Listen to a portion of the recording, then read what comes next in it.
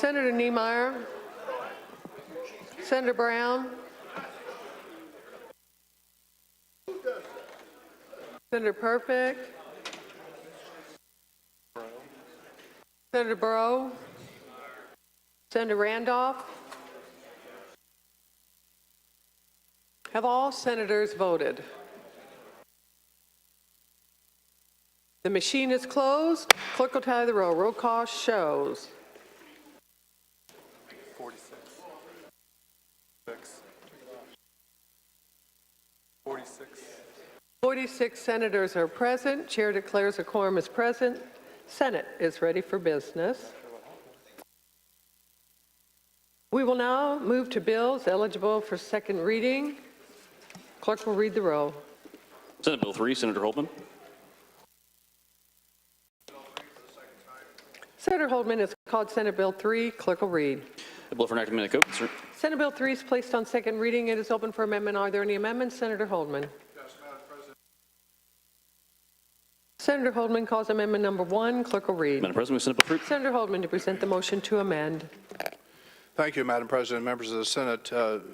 Senate motion to amend number 1 on Senate Bill number 3 just deals with the sale of liquefied petroleum gas. A fair number of our constituents live outside of the reach of the natural gas lines, and if they're not all electric, then they're missing out on the savings that they would realize on the sales tax on utilities. And that's basically all that the amendment does, and I would ask for your support. Glad to answer questions. Thank you. Is there discussion? Question is on the adoption of the motion to amend. All in favor say aye. Aye. Opposed, nay. Motion to amend passes. Are there further amendments? Senator Holtman. Madam President, please call motion. Senator Holtman calls amendment number 2. Clerk will read. Madam President, Senate Bill. Senator Holtman to present the motion to amend. Thank you, Madam President, members of the Senate. Motion to amend number 2 on Senate Bill 3 is just a cleanup. When we said that we would commence the program for the refund of the sales tax on utilities, that would begin in September, when in fact the September billing that they would receive would actually be for August. And the folks in the utilities industry have asked for us to change the language to talk about the cycle rather than the bill itself, so that we get some clarification for them, so that folks beginning September for their October bill would be for that September cycle. And so for that reason, I would ask for your support. Glad to answer any questions. Thank you. Is there discussion? Questions on the adoption of the motion to amend? All in favor say aye. Aye. Opposed, nay. Motion to amend passes. Are there further amendments? Senator Kadura. Senator Kadura calls amendment number 4. Clerk will read. Madam President, Senator Kadura to present the motion to amend. Thank you, Madam President. Respected members of the Senate, good morning. It doesn't feel like we left this place. Amendment number 4 calls for advancing, and I would like for you, if you don't mind, to pay attention to my careful words here, calls for advancing $1 billion to K through 12 education and schools across the state of Indiana. To remind you of the context of why we're here today, Hoosiers across the state of Indiana felt the pain at the gas pump and when the gas prices went up. So we were called into a special session to specifically deal with one thing and one thing only, and that was the relief checks. And then the narrative changed over a period of time, from relief checks to reproductive rights, and then to responding to the needs of Hoosiers. And we made the argument that with close to $1 billion of spending under some of the bills that are introduced in the Senate, it is worth to have a discussion about actual crises impacting the state of Indiana. We should not only respond to a crisis that seems a politically hot potato just because it made it to the front line or to the news or to the headlines of the news or on TV. We must be responsive to the needs of Hoosiers. That's why yesterday we talked about $1 billion for public health, maternal health, mental health, and other services. Well, there is a crisis in Indiana. Again, as always, just in case someone might think that this is a political speech, I like to use data and reference research. The conservative-leaning think tank, the American Enterprise Institute, published a report last year that simply critiqued Indiana's handling of education and workforce development. It's called the Indiana GPS Project, and it's published. You can Google it, you can pull the data.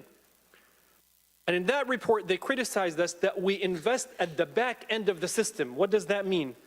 That when people drop out of the educational system, they don't graduate from high school, they don't attain college degrees, they don't go through vocational training, then we invest hundreds of millions of dollars trying to upskill them, and then we create 100,000 jobs that we can't fill.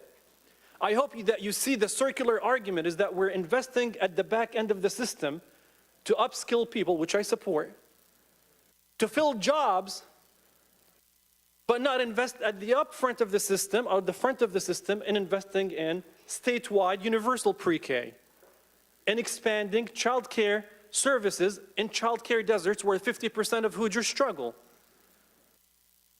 And K through 12, as we speak today, if you check the Department of Education's website, they have over 2,200 open jobs for teachers across the state of Indiana. If you add support staff, we're looking at almost 4,000 plus open jobs for K through 12 across the state of Indiana. Now, a few of my colleagues ask, well, why now? What is the sense of urgency? Why can't this wait until the end of the budget process? I have many arguments to make. One, we on this side did not call ourselves back to a special session.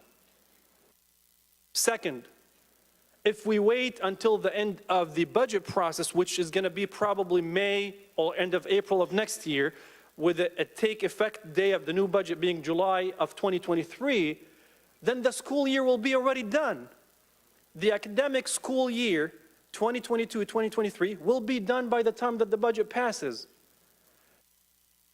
Yesterday, I made the argument, you cannot buy a home and have a 30-year mortgage and just make the payments, but neglect the maintenance.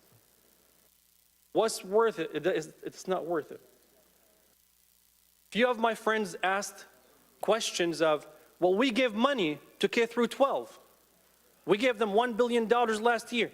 Friends, before inflation impacted our nation, that $1.5 billion, roughly speaking, that we added from the American Rescue Plan dollars to K through 12 funding, it only brought us back to 2010 level of funding when you factor inflation before the COVID-19 inflation.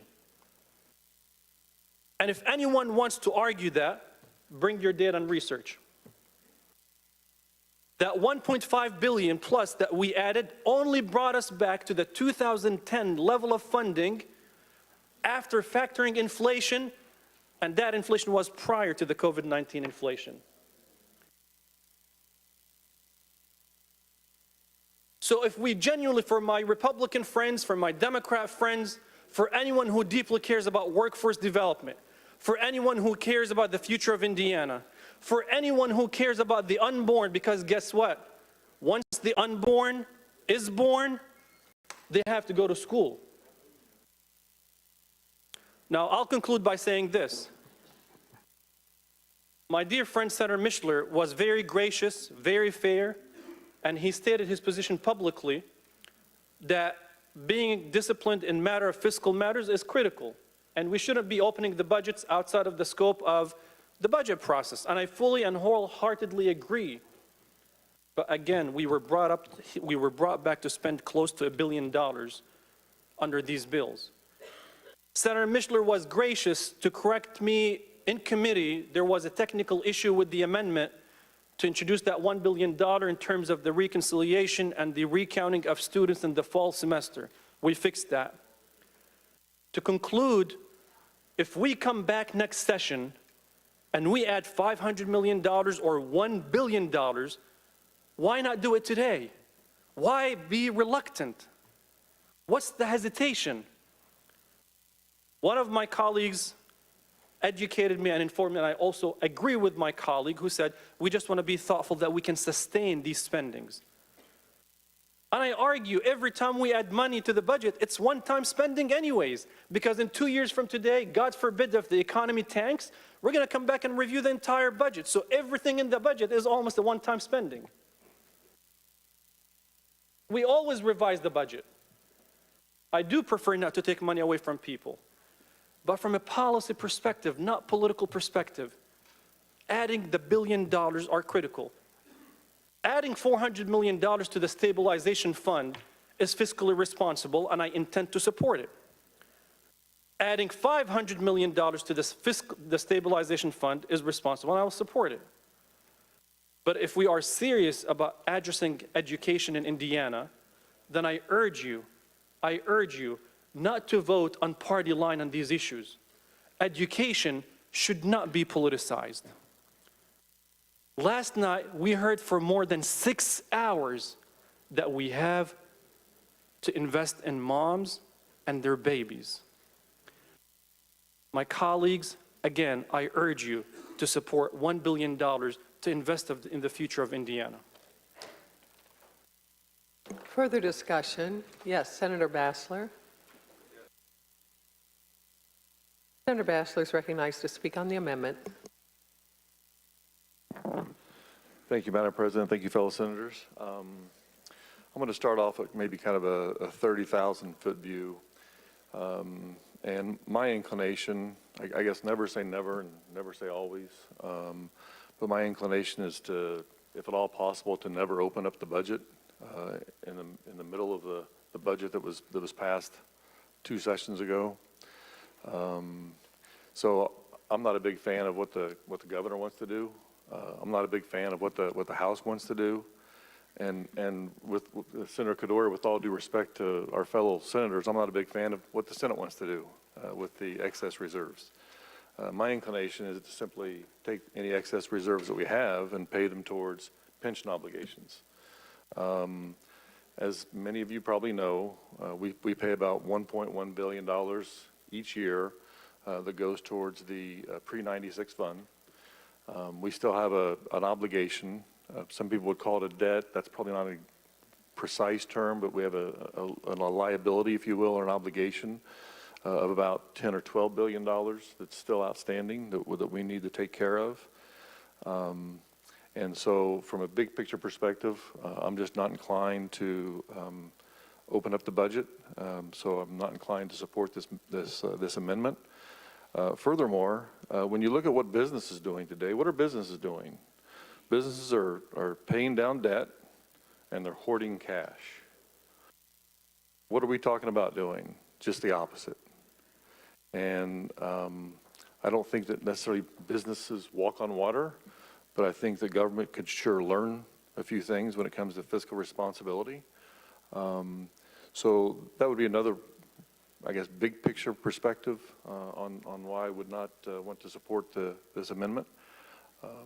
And then as we kind of drill down a little bit, schools have received about, I think it's about $2.8 billion in ESSER funds. And those are assumed to be one-time funds. Schools are trying to do good things with those funds, but in some ways, local governments, not just schools, are having some difficulty in figuring out exactly how they should spend those dollars. The last budget, we added about $1.9 billion of additional K-12 funding. About $1 billion of that went to tuition support. And so for those reasons and others that I won't necessarily go into, it's probably a sufficient number. For those reasons, although I appreciate Senator Cadore and I enjoy working with him, I would appreciate it if you would not support this amendment. Thank you very much. Further discussion? Yes, Senator Taylor. Senator Bassler, do you yield to questions? Senator Taylor. Thank you, Senator Bassler, and thank you for agreeing to answer my questions. I'm always happy to answer your questions. Madam President, members of the Senate, Senator Bassler, you said a few things that I'm sort of confused about. Let me start with the first one. Sure. You said that government could learn from businesses, and what did you mean by that? Well, again, when you look at from my perspective, and again, good people can differ on this. Absolutely. But from my perspective, if I personally have some extra money, and if I have debt outstanding, I'm going to put that extra money towards paying off that debt. Okay. And I think that's what we're seeing businesses do today. There's some concern about the economy slowing down for various reasons.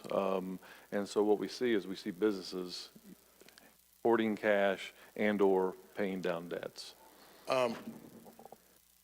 Do you see the distinct difference between businesses and government in the fact that businesses are in the business of making money, and government uses the money from its constituency as a significant difference as to why the financial situation should be different? Do you No. see a distinction there? You bet, I sure do. Okay. But it does simply go back to the fact that, I mean, so that when we start working on a budget next year, there's going to be at least in that budget, probably somewhere over $1 billion, 1.1 billion or so, each year of that budget that's going to go towards the teacher's pension fund. And if we were to put an additional $1 billion that we seem to have right now, or maybe even $2 billion towards that pension fund, that would free up those dollars in the future, that 1.1 billion, because that would then be paid off at some point. I think it's projected to be paid off by about 2028 or 2029. So the sooner we pay that off, the sooner we would have those additional dollars to either maybe look at some tax refunds, or maybe looking at investing those additional dollars in K-12 or mental health or higher ed or what have you. Okay, so Senator Bassler, that policy that you just discussed, isn't that counter to businesses? The business structure that you said, and again, quoting you, is that we could learn a lot from them. Isn't that counter to what businesses do? In what sense? Well, you said that businesses, we could learn from them. Let me start with that. Do businesses pay down their debt and then spend money? Or do they establish debt, take their cash, and reinvest in their business to make a higher return? It kind of depends on what they're forecasting in the future. And right now, I think there's a lot of concern about a slowdown in the economy. And that's why they are paying down debt more now than they maybe were a year or 2 years ago. You're saying businesses right now are paying down debt? Correct. Because I just thought we just went through a situation where businesses were borrowing more money because the interest rate was low. Do you agree that that was what was happening?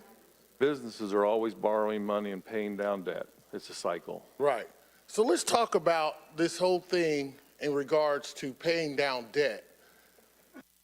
You said there's a pension debt. How did we establish a pension debt? Correct. That's the pre-96 fund. It was kind of a pay-as-you-go pension plan that was in place. And what does that pension plan go to? It goes to teachers. So teachers who retire, correct me if I'm wrong here, That's correct. they get paid a certain amount of money because they agreed through negotiations in the contract that they would get a certain amount of money. Correct. And we have to meet that payment on a yearly basis. Have we ever missed a payment? No, we have not. So let me ask you a question. You've paid your debt. You've always paid your debt. Correct me if I'm wrong. And now you're going to take the money that these same teachers pay through sales tax, income tax, other taxes, and you're going to pay down debt that you signed for, the state, right? I wasn't here when it set up, but yes, the state. But the Sure. state agreed to pay this obligation. So they acquired the debt, and you're going to take their tax dollars and pay down the debt you established. Right? Yes, that's correct. Okay. Now, when it comes to the ESSER funds, you brought it up, so I want to make sure that the public hears. What could ESSER funds be used for? There was, I don't recall off the top of my head what the list was, but there was a pretty good list of different things that they could use those dollars for. Could they use it for teacher salaries? I don't believe so. I don't think they could use them for recurring salaries or Exactly. recurring expenses. Senator Kadura's actual amendment could go to teacher pay increases, right? It could, but boy, the thing you got to be careful with there is now you've locked in those higher teacher salaries, or you've locked in additional staffing, and then maybe we end up holding the K-12 budget about flat in the next budget compared to this past budget. And so what are the schools, then we put these schools in a bind. Now all of a sudden they pay their teachers more salaries. We don't have the extra $1 billion to give them 2 years from now. And so now all of a sudden they're going to start cutting salaries. They're going to start reducing staff. Wait a minute. You just said, wait a minute. Correct me if I'm wrong. You said the $1 billion that we use every year to pay down teacher debt, couldn't you use that to make up the gap instead of paying down that debt? That won't be paid. That's not paid off until about 2029. Again, the point I'm trying to make is you're paying off, first of all, you do agree that this is not the regular payment. You're making extra payments. That is It's correct.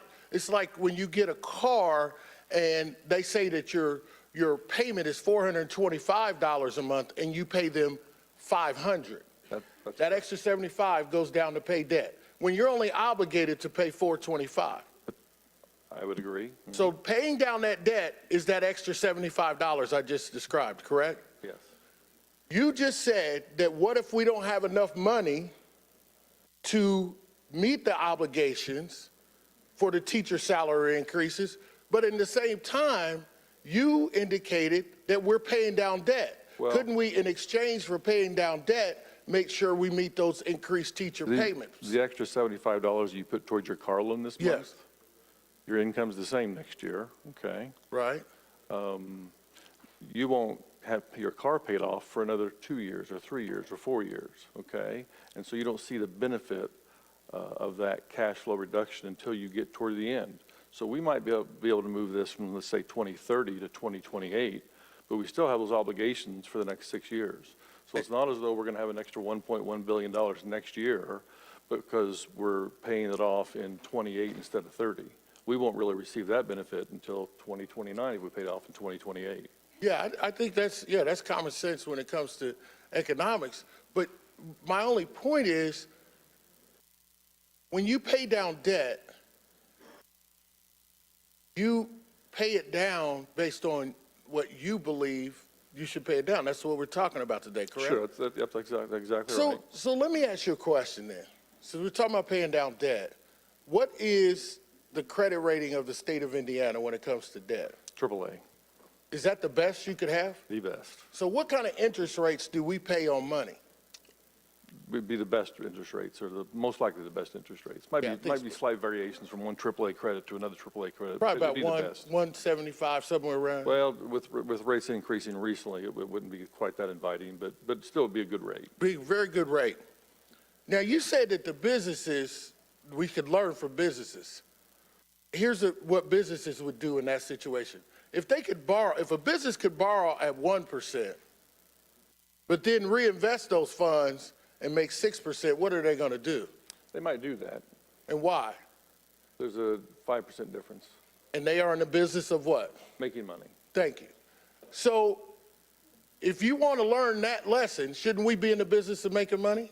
No, we should be fiscally responsible with the taxpayers' money. Thank you. And fiscally responsible thing to do with I- taxpayers' money is to pay down Thank- the debt instead of spend more money. We agree. And I would argue It's a- that, I wouldn't send the money back to the taxpayers either. I think we've got debt obligations out there. Again, I don't know if I should call them debt, but we've got liabilities Well, we out got- there. it is that we debt. should take care of as soon as we possibly can.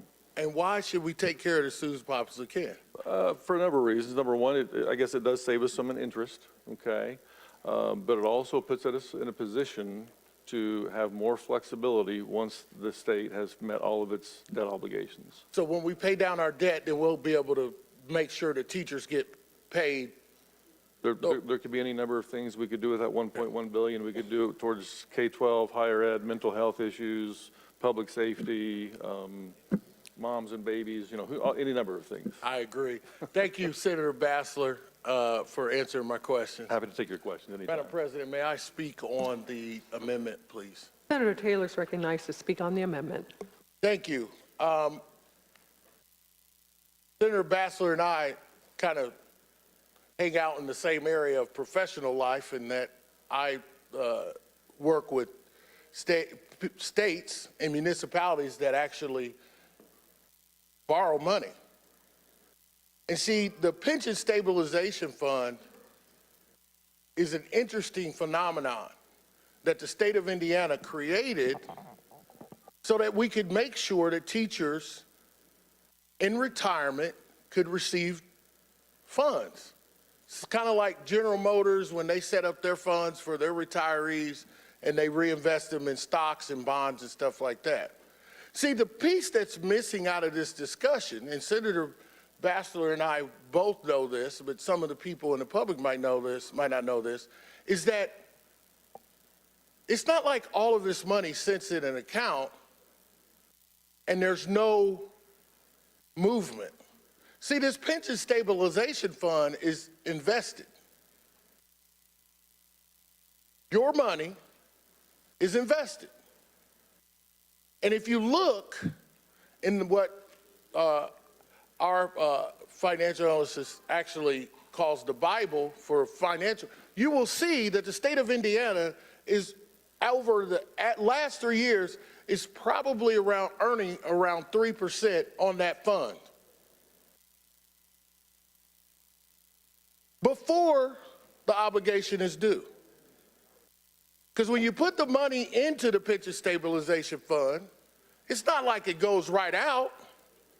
Senator Bassler knows that. We have a Pension Stabilization Fund. So here's the scenario.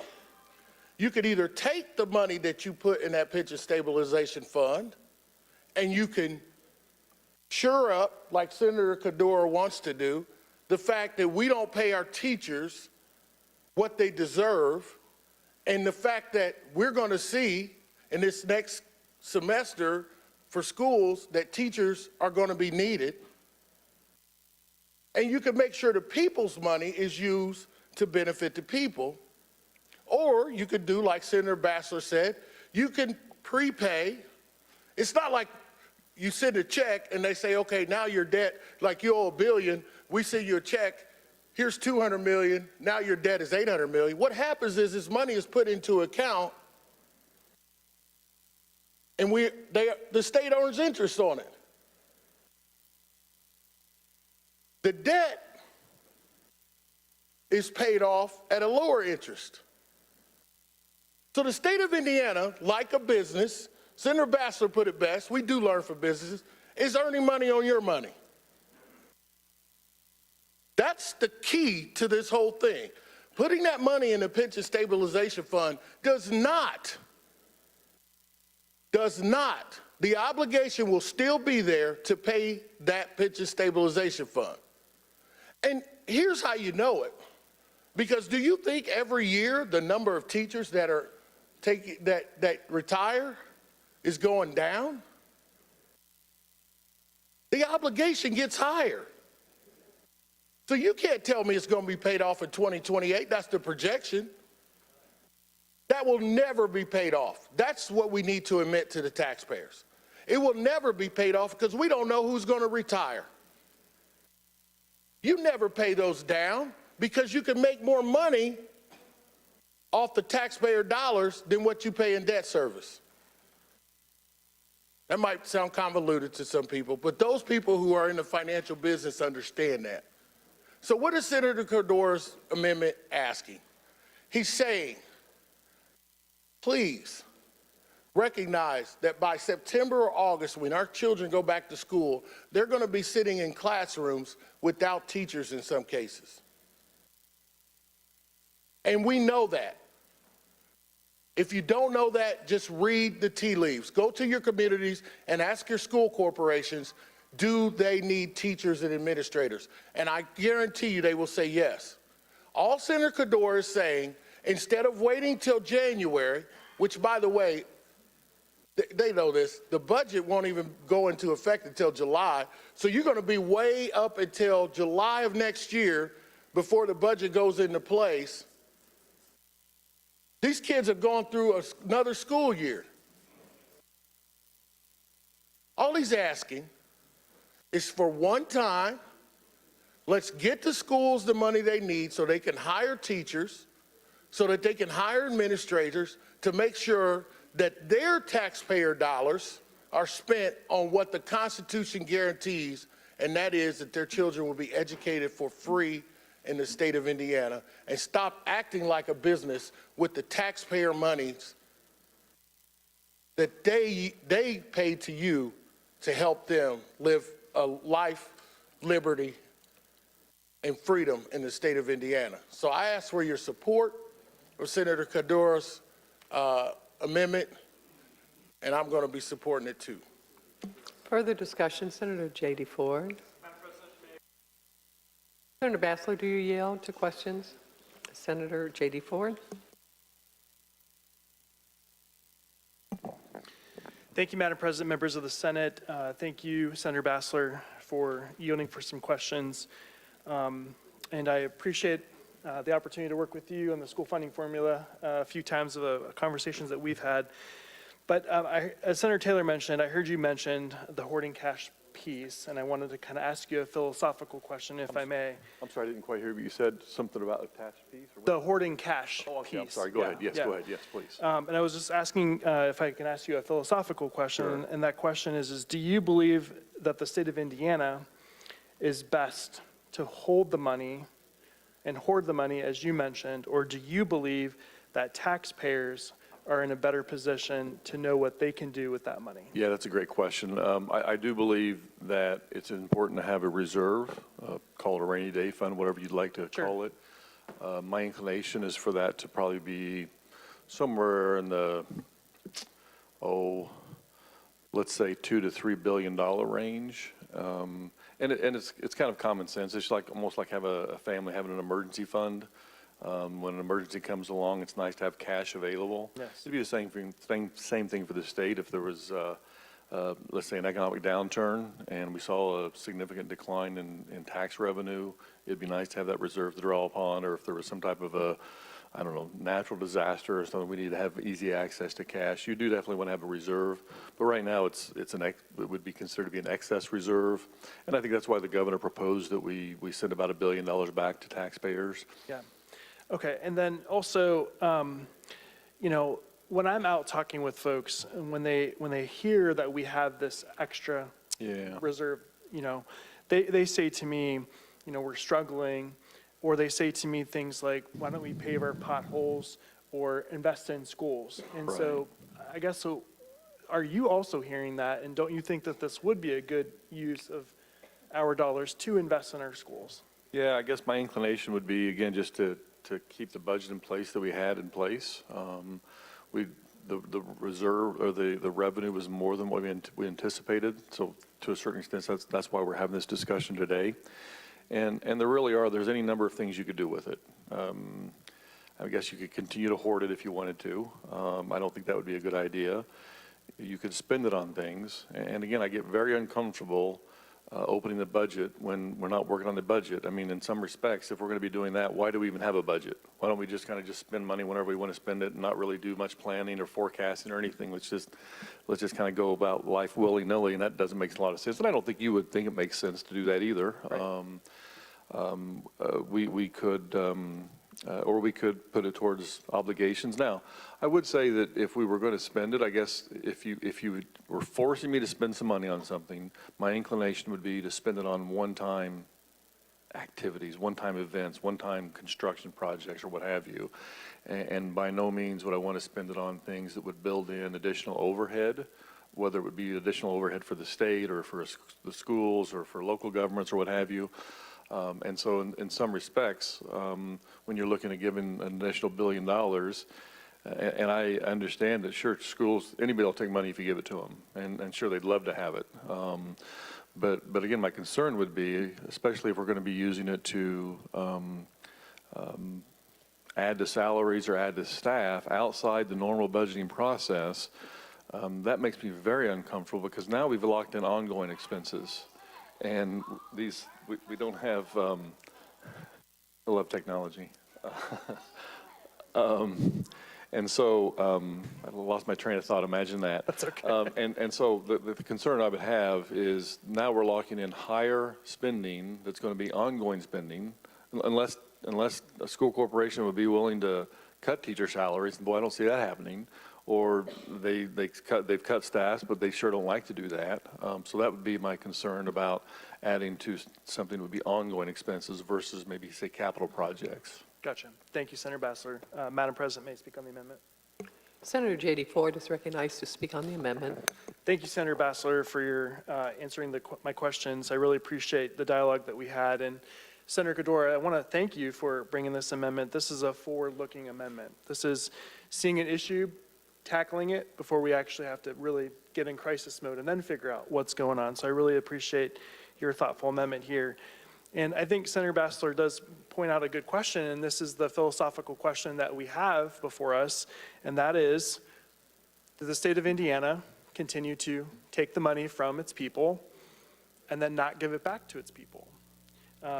And some of us believe that investing in our kids is a good investment, and I believe that too. And Senator Taylor, to your point about, school has already started in my area, and you are exactly right. There are professional positions that haven't been filled yet. And not only that, but I have heard in the rural parts of Indiana that school corporations are actually running admission clinics out of the back of their trunk just so they can get students into their school corporations and get them counted. And it's this sniping of students from school corporation to school corporation to get the money that they need just to stay alive. And I know that this money would certainly be helpful to that. And so I will support this amendment. The people have paid their taxes, and they're demanding that this money be returned and invested in Hoosiers, and kids are the best opinion, in my opinion, the best investment that we could possibly make. So I will be supporting your amendment. Thank you, Senator Cadora. Further discussion? Senator Cadora, would you like to close? Senator Bassler, will you yield to questions? Senator Cadora. Thank you, Madam President. Senator Bassler.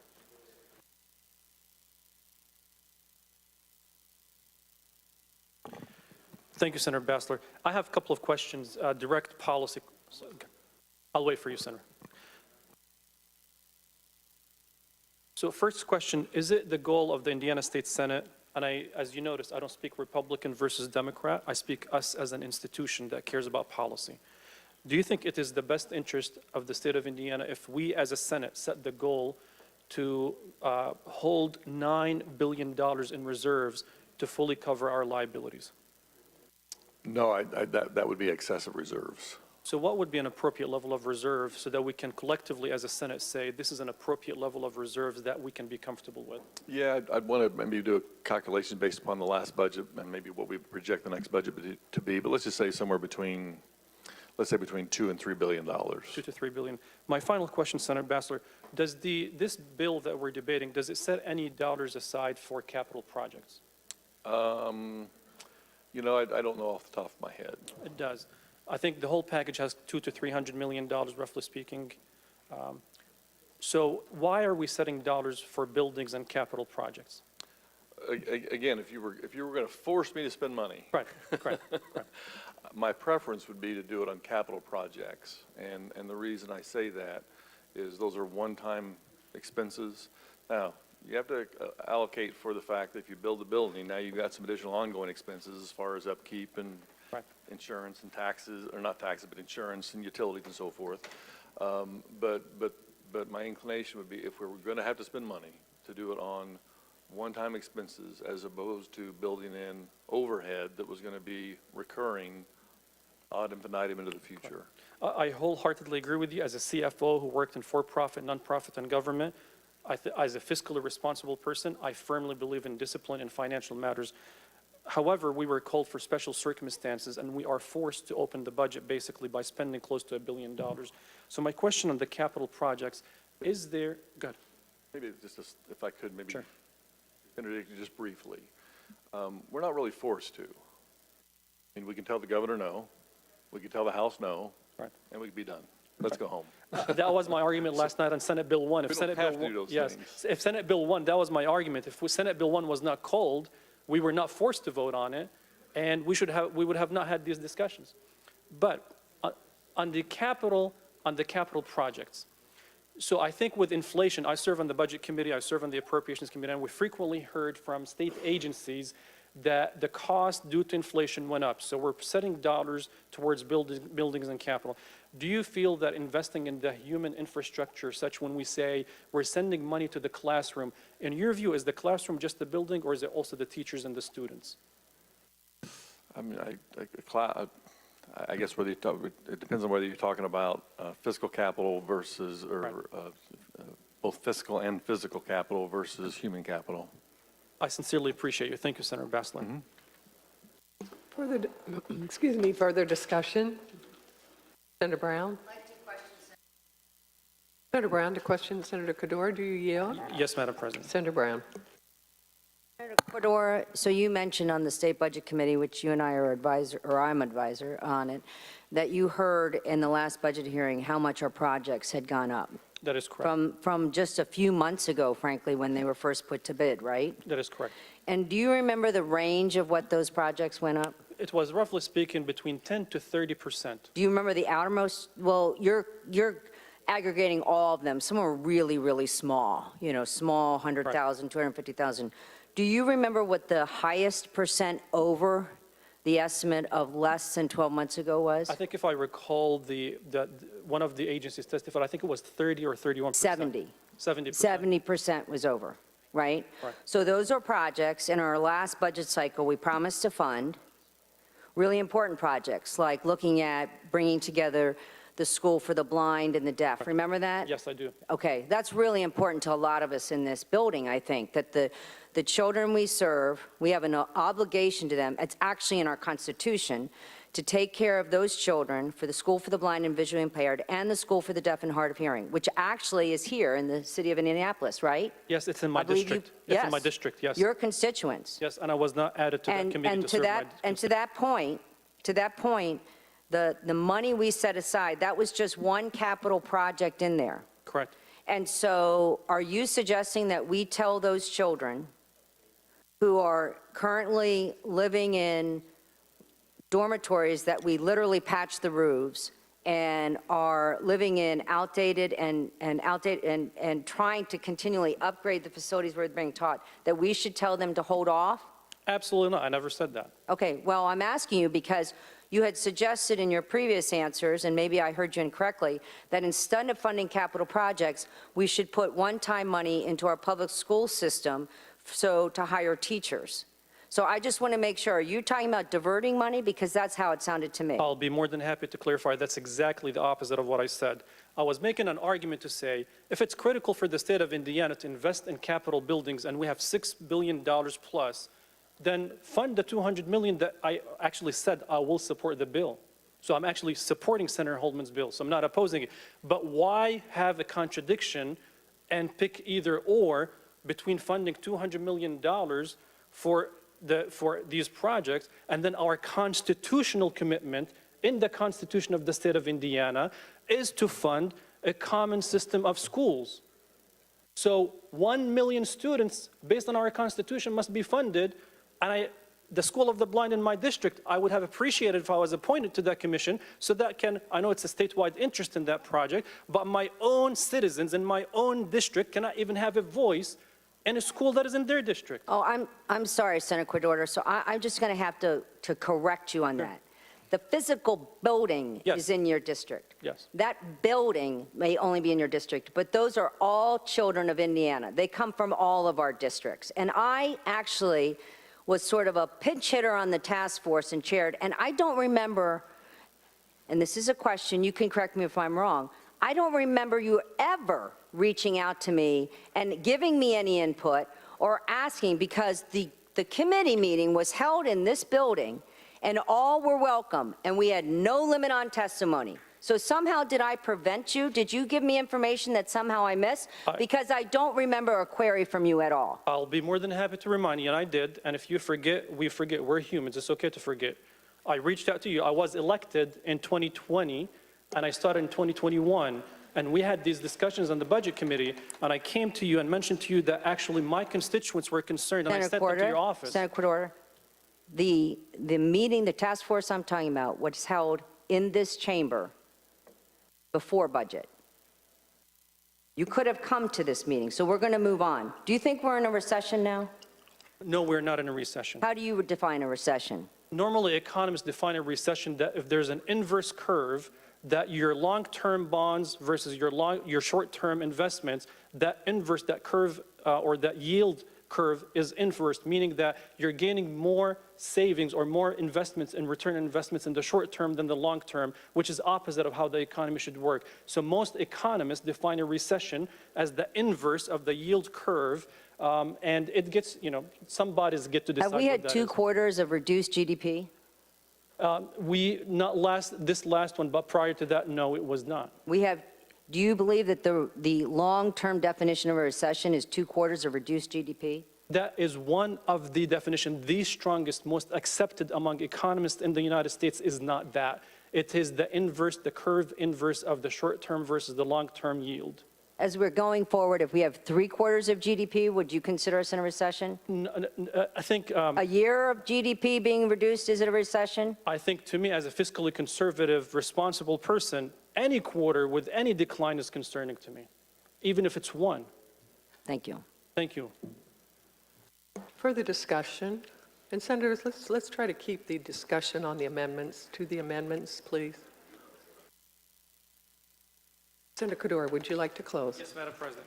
Thank you, members of the Senate. I truly appreciate these very healthy, good discussions, because that's how we hold each other accountable and we vet our ideas. Because I firmly believe if I'm not willing to stand up here and defend ideas and public policies and be accepted or accept the fact that I can be critiqued, I don't think I will be qualified to be a state senator. We as government, we should be able to debate every single day and not shut down any conversations. Few points that I would like to respond to as it relates to this fiscal matter. Maybe I might not be able to change votes on the Senate floor, but for those who are watching home, I will try to simplify and give you a concept that relates to your daily lives. You bought a home and you have a 30-year mortgage, and you are fiscally responsible and you set aside a reserve just in case you lose your job so that you can make your mortgage payments. You set aside dollars for 1, 2, or 3 years. If you have millions of dollars, you don't need to get a 30-year mortgage. You just pay cash and get it done, and that's it.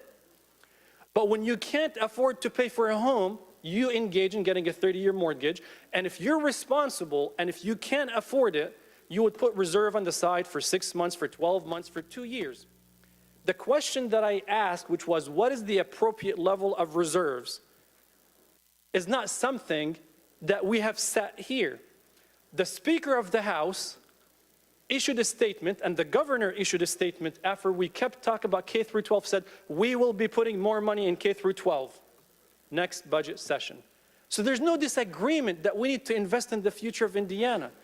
I think the disagreement is whether or not we put the money now. According to Dr. Larry DeBoer from Purdue University, he stated that schools over this fiscal year will lose approximately $800 million of purchasing power because of inflation. $800 million will be lost in purchasing power because of inflation. So that 1.5 or 1.9 billion that we gave them, guess what? Just like these capital projects that I'm supporting, the cost of it is going up. And by the way, we do have a crisis in filling teacher gaps in Indiana, but guess what? Many of them were pushed out of the profession. Some of them retired because of health issues, but some of them decided to leave because when they felt that the state of Indiana had to create a commission, which I appreciate, by the governor, not the General Assembly, that concluded and agreed that we were 50th in the nation, 51 if you add Washington, D.C., in investing in our educators.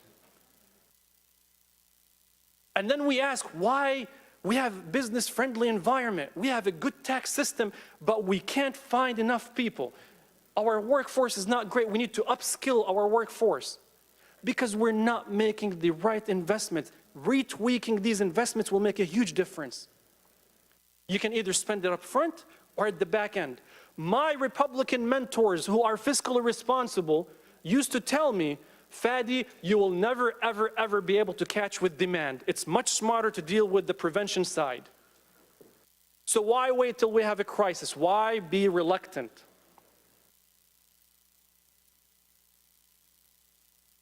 When we had $2 billion in reserves, we said we cannot spend below $2 billion because this is what we need. Now we got 6.1 in combined balances, and we're saying this is not enough, we need more. I thought I heard many of my Republican friends say that government will never say no to more money.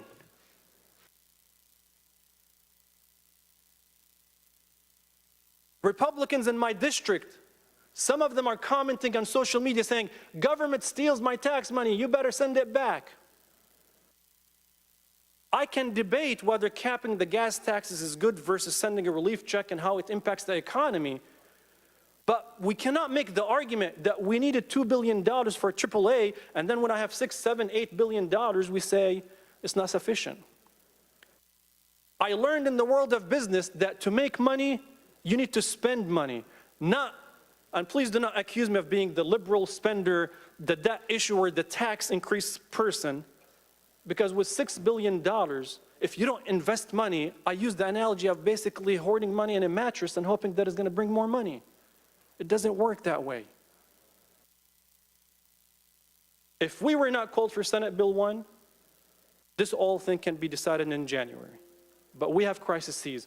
If we want to respond to true crises in the state of Indiana, smart strategic approaches to invest in the future of Indiana, this is the way to go. I will be supporting Senator Holdman's bill.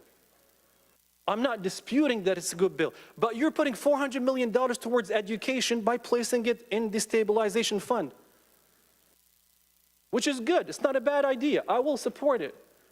But don't tell me that $1 billion is a bad idea where we're spending $400 million on one aspect of education. My policy preference would to add maybe I will be willing to compromise and say, you know, keep the $400 million towards the stabilization fund and let's put $600 million more towards the K-12 funding formula. Why can't we have that dialogue? Why can't we have that public policy compromise, that shameful word that too many people don't like to use, compromise? Work like statespeople who can work across the aisle and say, you know what, this is a real policy problem, it needs help. I know many of you agree, but I know that the political parameters maybe of this whole process have been set. But please do not shoot down an idea with reasons that can't support these arguments. Let's be consistent with our public policy arguments. If I was Republican sitting on this side, my argument would have not changed. And this is how I measure my heart and my mind. I'm not here to tell you that you're bad people. I'm not here to tell you that your policies are not good. I don't claim I have solutions for everything. But please, when there's a good public policy idea, please support it. Madam President, I appreciate your patience with me, and I ask for a roll call. A roll call has been requested and is granted. The machine is open.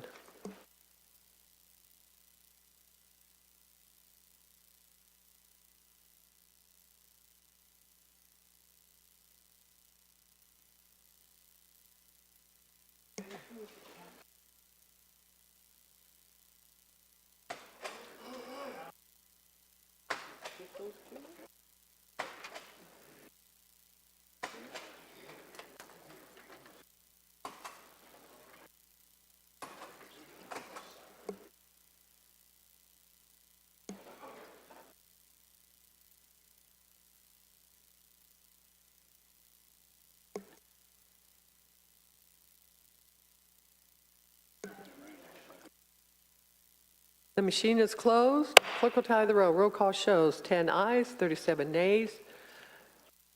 The amendment has failed. Are there further amendments? Senator Lannon. Senator Lannon calls amendment number 7. Clerk will read. Madam President, move Senate Bill 3. Senator Lannon to present the motion to amend. Thank you, Madam President, members of the Senate. Well, as you can tell, I think from the discussion that we've had already here this morning on this, on the amendments that have been tendered, we came back here in part because of the call by the governor to do something with the budget, whatever it is, surplus or excess, whatever it is, and his proposal that there be another round of taxpayer refund checks for $225, I believe it is. But we have this bill before us, which does not include that and does, as stated in the bill, things like a fuel tax freeze and a tax exemption on utilities and additional payments for the pension stabilization fund and the capital reserve account. We've heard Senator Bassler's preference that we really sort of, follow the business model and either hoard the cash or pay some more down on debt. So the House, I anticipate, is going to be sending us something which reflects, I don't know if it's going to be close to what the governor is proposing, but it's going to be a tax refund idea as well. So what this motion does is propose an alternative tax refund scheme, if you will, that targets what I think are the people that most need it, and that would be the lower income and the middle income taxpayers of the state of Indiana. And so what it does, is if you look over the amendment, it clearly sets up a two-tier type of a refund that would go back based upon income. Single filers earning under $40,000 would receive a tax refund of $400. The joint filers under $80,000 would get double that, $800. Between $400,000 and $125,000, the payment would go down to $225, and for the joint filers of $80,000 to $250,000, $450. And then for single payers earning more than $125,000 or joint $250,000, you would not receive a payment. So the idea here is to get the payment to those that most need it, suffering from what's going on in the economy today. That's really what is the whole philosophy of it. There is a mechanism in the bill, or in the amendment, I should say, which would allow non-filers to also apply for the tax refund. And there's a system set out in the amendment for there to be an affidavit by the DOR to accomplish that, so that those folks would not be left out of the process as well. Now, why do we think this is a better way to send money to Hoosiers who need it, rather than what we have in this bill already? Well, we've done a fiscal analysis of this. And for example, the fuel tax freeze in the bill would decrease state revenues by $47 million in fiscal year 2023, but the average household in Indiana, for them, that would mean savings of between $10.45 and $18 over the next 10 and a half months, or when you break that down on a monthly basis, that's between $1 and $1.72 over that same 10 and a half months. For the sales tax exemption on utilities, it's estimated that the tax revenue decrease would be between $276 million and $323 million in fiscal year 23. And the tax savings there for the average Indiana household would be between $106 and $124 over the next 6-month period, which breaks down to between $18 and $21 per month. So what we're proposing to do with this tax refund, if that is what we consider doing at the end, is to actually target the amount of money, make it more than what we have in this bill here, make it more than what the governor is proposing and what I anticipate coming over for the House, and getting it to the folks who need it the most. I don't know about you, but here's what I hear anecdotally when people, hear, okay, I'm going to get another check, $125. A lot of people haven't even gotten that first check, by the way. That may be the biggest problem that you're hearing, is where is that money that you were going to send to me? So that's a whole different issue. I understand all that. But the second comment I get from a lot of people is, thank you, but, maybe you ought to think of a better way, $225. I'm sorry, but that's the response I'm getting.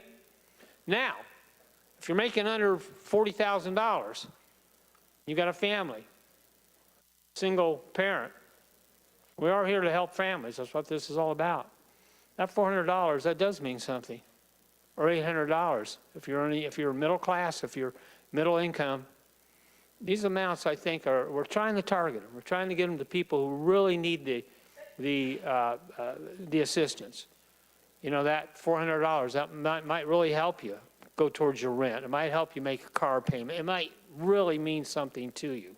Certainly $800 for a joint filer. So that's the whole idea behind what we're doing here. So I'd ask for your support for my amendment. Thank you, Madam President. Is there discussion? Question? Oh, excuse me, Senator Holdman. Senator Holdman's recognized to speak on the amendment.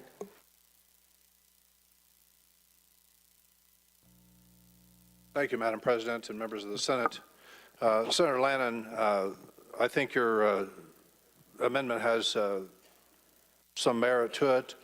One of my concerns, we were involved in some leadership discussions about doing some alternative to what the governor wanted to do.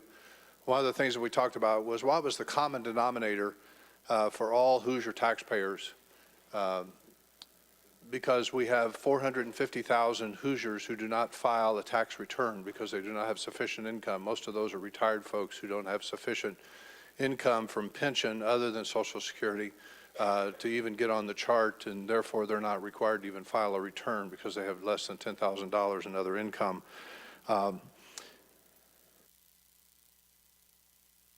We create a situation, our situation is created once again with your solution, or your suggestion, I should say, that we're faced with in the House's proposal, and that's to allow for folks who aren't on the radar, I would say, that are part of that 450,000, for the Department of Revenue to develop an affidavit, and for that affidavit then to be completed by the taxpayer. It has to be verified, and then Department of Revenue then basically sends them a check. The proposition that we have before us in Senate Bill 3 does not require the state of Indiana to pay anything to process this whole exchange of refund or suspension of the utility sales tax. We have a shortage of paper that checks are printed on as part of the reason that we're having a delay in getting those checks refunded to individuals. But at the same time, it becomes a very cumbersome process and very costly process, costing us about $400,000 to write $1.2 million checks to refund those folks who we do not have bank account information for. And so I think it just becomes rather cumbersome, and I'm intrigued by your idea of giving tax dollars back to those who need it the most. But all taxpayers have paid in, and in my estimation, we need to do our best to make sure that all taxpayers receive some benefit from the excess that we have in cash at the state of Indiana that we currently have. This has been a long struggle for me within our caucus because we have a fair number of people who don't want us to do anything. And Senator Bassler mentioned that in his comments as well. So I appreciate your efforts, but I would ask this body to defeat the amendment. Thank you. Further discussion? Senator Taylor. Senator Holman, will you yield to questions? Yes. Senator Taylor. Thank you, Senator Holt, for agreeing to answer my questions, and thank you, Madam President, members of the Senate. Are you saying that, the testimony, are you saying that Senator Lannon's amendment wouldn't actually cover those people who don't file taxes? Well, say again, I'm sorry. I thought I heard you say that the people who don't file tax returns would not receive the benefit of No. That's not what you said? No, I didn't say So that. what's the problem? With the whole measure or just the folks who Yeah. didn't pay Yeah, taxes? I'm trying to understand, is there a fiscal issue here? Well, we spend money to refund money. And I think the solution contained in the bill itself, and I don't want to get into the discussion of the bill itself, and save that till tomorrow. Oh, you're saying the money we would spend to print the checks To pay a to pay the third. taxpayers is not worth giving the taxpayers their money back. No, I'm not saying it's not worth it. I'm saying there's a more economical, more efficient way to do it, and that is to suspend the utilities sales tax. Well, you heard the discussion, right, that Senator Lannon brought up? Right? Did you hear his Yes, testimony? yes, I did. So did you hear how much your suspensions and all these other things would save the average household? Well, I haven't done an average per household, but we know that the total dollar amount is in the neighborhood of $400 million. 400 million? 400 million. There's actually a dispute that, well, no, I wouldn't say a dispute because they're not arguing, but there's a difference in the estimate between LSA and the Department of Revenue. And I have been quoted as saying that the number is closer to 400 million in sales tax on utilities that we would be suspending than the 322 million, I think, is the latest number. Is that correct, Senator Lannon? Yeah, so that, but let me make sure, we're not spending anything under your Senate bill. That is correct. So why do you keep saying we're spending money under the original bill? Why do you keep saying that? Well, excuse me, maybe I should have rephrased that and using the wrong words. We're just suspending the receipt of revenues. Oh, all right. Now we're on something. So now you're saying that the state of Indiana would forego, let's say, 350 million, because it's taking 400. 400. Let's say 400. You want to say 500? I'll say 500 million, because it's just an estimate. The state of Indiana is foregoing $500 million of revenue, but spending nothing, right? That's correct. Okay, so let's do some math, right? And this is, I know you do a lot of financial stuff and taxes and everything, so you're familiar with this. So the 400,000, correct me if I'm wrong, that we would spend to print checks to people who didn't, under Senator Lannon's plan, to people who didn't have tax returns, the poorest of the poor, you even said that, less than $10,000 a year, the 400,000 that we would spend to print those checks, and then how much would it cost in sending those checks to those people? What's the difference? I mean, how much would we spend if we gave that much money to the people? We're missing 450,000 individuals. The cost would be about $400,000 to print the checks. So it's about $1 every time we print one of those checks? Paper, postage, Okay. be All right, collected that by makes the sense. third party Okay. to do that. All right. So you got $400,000 that you would be spending, and that's why you don't want to do it. I think there's a more efficient way to do it, Senator Taylor. Okay. And what is that? By enacting the legislation in Senate Bill 3. Okay, so $10, how much would the average household be able to save over your 6-month period for your suspension of the gas tax? You heard Senator Lannon's testimony. I don't know exactly what that is. If I've read it, I have forgotten what that number is. It's about $18 a month to the household.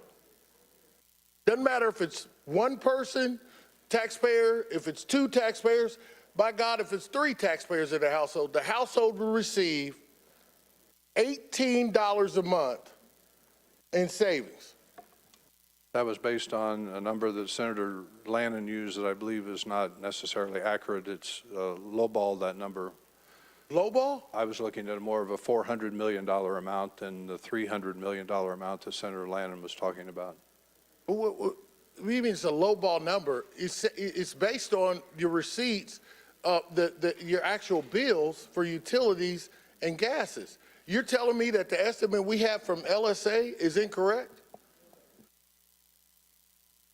I don't want to get myself in trouble with LSA here. How do I answer that question, Senator Taylor?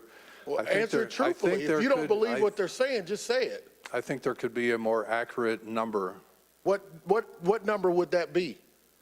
$400 million. Per household? $400 million total But you just, okay, so hold on a in second. receipts that aren't received by I the didn't- state. I didn't don't ask you know, about the Senator Taylor, receipts. I don't know what the average household savings is But based upon this proposal. Senator Holman, the 400 million, and excuse me, I didn't really mean 400 million per household, Senator Mishler. I asked the question was how much per household, and he said 400 million. So 400 million is the total that would not come to the state of Indiana. I'm asking you, how much would that save the average household in Indiana? I don't know. But you do know the estimate that Senator Lannon gave is inaccurate. I believe it's lower than what the actual amount would be based upon his estimate of the savings to the total number or the less revenues received by the state of Indiana. So what number do you believe it would be? Did you believe his is not high enough? How much do you believe the average household would save under your current I legislation? said I don't know. Okay, so I'm going to go with what my colleague got from a nonpartisan authority that actually works for the General Assembly, and they say $18 a month. So if you do that over 6 months, and I'm just going to make it 20 because I'm, $120 per household, and Senator Lannon's proposal would give money. Some family households could receive up to $800 over that time period. Is that true? That's true, and some households would receive nothing. Not under, okay, well, some households receive nothing, absolutely. Those who make what? Let me make sure that I understand the number. Who would receive nothing under Senator Lannon's plan?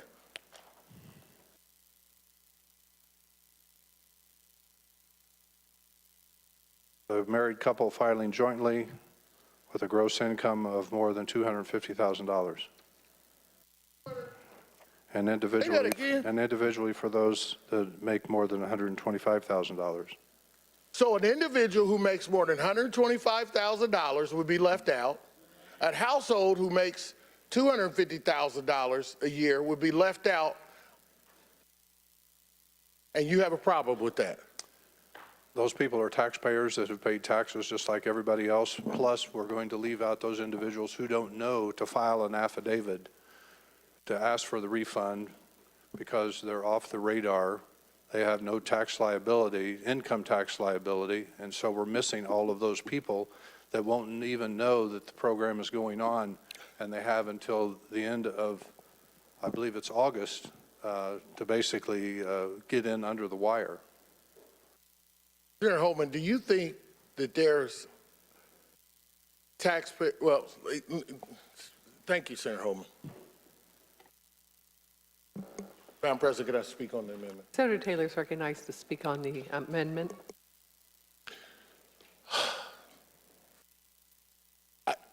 I don't even know how to start, but just to say it. Poor people are in trouble. Because if the mentality of the people who control the purse strings continues down this path, they're in trouble. Senator Lannon's plan clearly outlines a process for people who are not taxpayers making less than $10,000 a year. $10,000 a year. That they can get the refund. Now, here's the interesting thing about this whole plan and denying Senator Lannon's proposal. Do you think the people who are making $10,000 a year, how much you think they paying in utility costs? You think they live in a 3,000 square foot house and their electric bill is $200 a month? How about this one? Forget the utility suspension. Let's talk about the gas tax suspension. You think somebody who makes $10,000 a year is driving a car that they're going, filling up, maybe, hey, let's give them the best, premium gas in it? Come on. And then you're worried about households that make $250,000.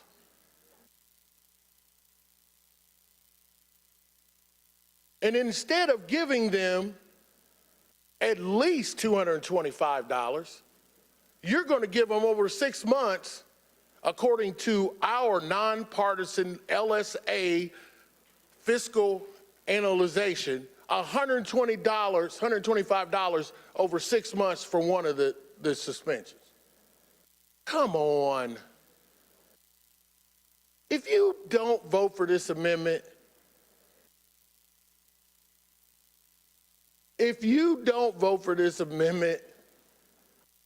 how can you call yourself pro-life? These people are struggling of no fault of their own, and you could get $800 into a household that could really use it. But here's what I'm going to say at the end. I feel sorry for you because some of you want to vote for this. And I'll keep saying it until you change. This makes sense. You all know it makes sense. It just came from the wrong side of the aisle. I'm going to be honest with you. This whole theory about helping people, we should all have that as our priority, not whether or not you went through a caucus and decided, somebody said, hey, this is a policy we have, you can't do this. These are people's lives, man. This is people's livelihood. These are people who need it the most. Please do what we can to help Hoosier taxpayers to get more money back in their hands because it's their money. It's their money. And if you want to wait till next year or you want to get up here and say it didn't go through the legislative process, which I think probably one of my colleagues is going to get up here and say, then why are we here anyway? Stop making promises that you can't keep. I didn't tell the taxpayers that they get $225. For those who control the purse strings, shame on you if you don't support this amendment. Senator Landon, this is a great amendment. It does what the people sent us here to do. It is to protect those who have the least. I'm going to support your amendment. Further discussion, Senator J.D. Ford. Senator Holman, will you yield to questions? Sure. Senator J.D. Ford. Thank you, Madam President, members of the Senate.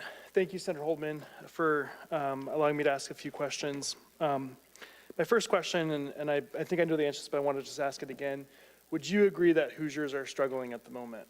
I believe that Hoosiers are paying much more than they should be for everything right now. Okay.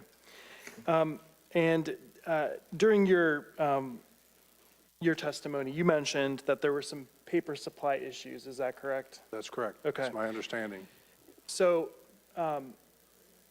when would Hoosiers expect the checks to have in hand? My understanding is that potentially September, October, November. Is that your understanding as well? That Hoosiers actually wouldn't be delivered relief now, but actually later. Is that your understanding as well? That's my understanding. Is it also true that I've been told that the process has been halted from the first check, so that way the check that's being issued is actually the first check and the second check? Is that correct? I've heard that, but I haven't confirmed that that is the case. Okay. And shouldn't the actual debate be about getting relief now as opposed to later in the year? Well, I think all of those Hoosiers who are suffering out there from all the high prices and the costs that a family is experiencing, they would want help as quick as they could get some of the help. Okay. Thank you, Senator Holden, for answering my questions.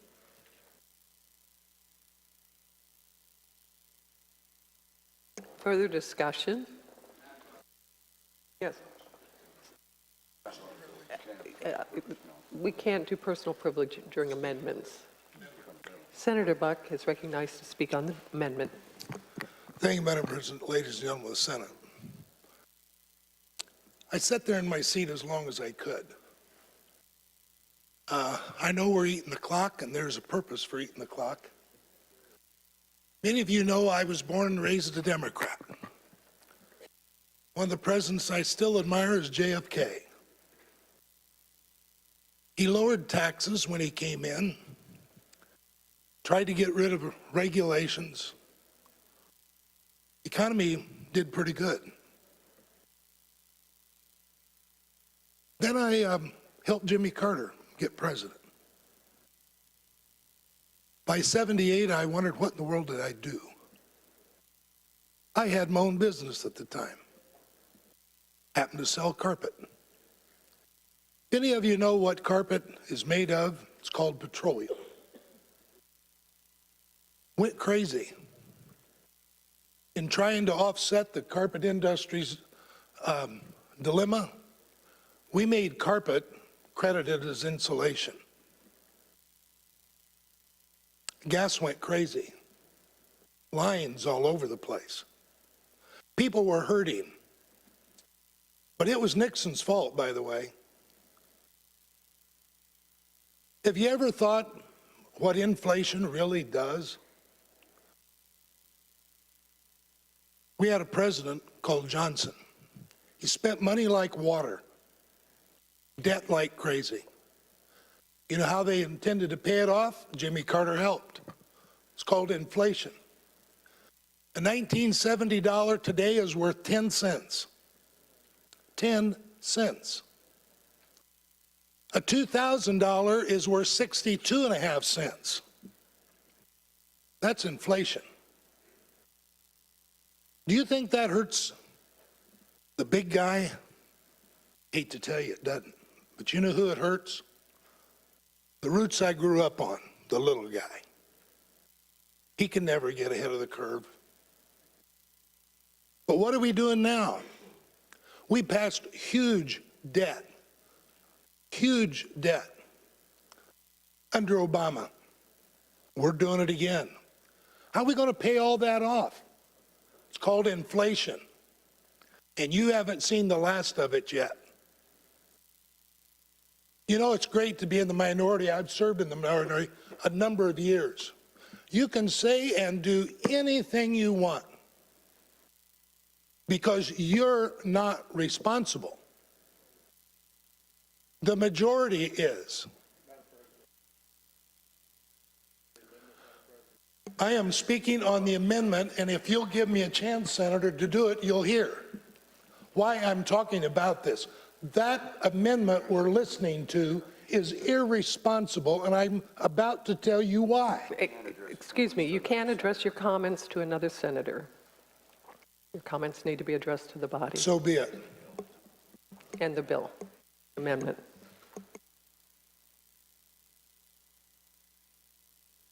The majority is responsible for the taxpayer's dollar. Now, if you think we were in control in '95, we established the Pension Stabilization Fund. that our good friend over here talked about, because it was unfunded.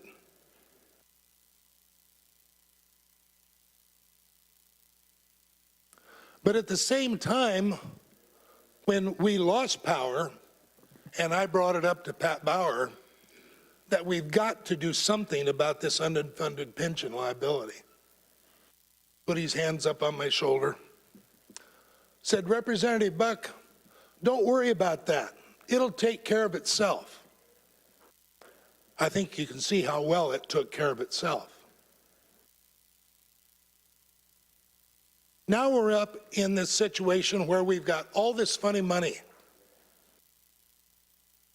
And that funny money now is trying to be spent in one-time appropriations. And we're going to tell the taxpayer, we're going to give you this X amount of money. But oh, by the way, we're not going to tell you that we're not paying down the obligations that your kids are going to be responsible for. Almost 30 years ago, we're still paying that unfunded liability on the pre-96 fund that was supposed to take care of itself. Ladies and gentlemen, I want you to understand one thing. I didn't grow up with a silver spoon in my mouth. I worked 3 jobs. I became a tool and die maker because it made good money. But I wanted to understand some of this stuff that I'd been watching transpire as a Democrat and then as a Republican. So I got my MBA degree. I knew there was good money in real estate, so I became a real estate broker. In every one of those aspects, I've watched how people weren't paying attention to the bottom line. We had 11,000 workers in Kokomo. We've got 200 in that same facility today. Irresponsible attention towards financial obligations. Yes, I would like to join Senator Lannon on his amendment. I'd like to double it. Yes, I'd even like to triple it. Maybe even quadruple it. I've always liked Margaret Thatcher. The problem with socialism is sooner or later you run out of other people's money. People, we only have so much money, and it's not ours. It's our people's money. Pay off our obligation first, because then on the back end, you can do wonderful things. Why do you try to double up on a mortgage? So instead of 30 years, you might get it down to 28 years. Or you might be lucky and get it down to 25. Because in those extra years, you've got extra money. So I apologize for coming up here, but folks, I'm old enough to see what inflation does to the poor. I'm old enough to understand the word economist. By the way, there's 3 economists. One's a capitalist, one's a socialist, and one's a communist. They're all called economists. You know what the difference is? Government involvement. Pure and simple. I wish so bad our constituents were economically literate, because we really don't teach it anymore. And it's obvious in here. You can't spend money and expect to get out of debt and not have inflation. And we're getting 800 billion more coming. So we better pay off debt while we can. Our road projects are getting higher, and the only people who are going to pay it are the people we keep taking money from. Thanks for your tolerance. I can't support the amendment. And in my mind, sometimes enough's enough. Thank you. Further discussion, Senator Mountain. Senator Mountain's recognized to speak on the amendment. Man, what the hell is going on in here? This is crazy. the amount of disrespect that's taking place. We're not capable on this side of the aisle to represent our constituents on fiscal matters? That's crazy. I don't care what party a person used to be in, let me finish speaking. Excuse me, Let me finish speaking. excuse me, Senator Buck, what is,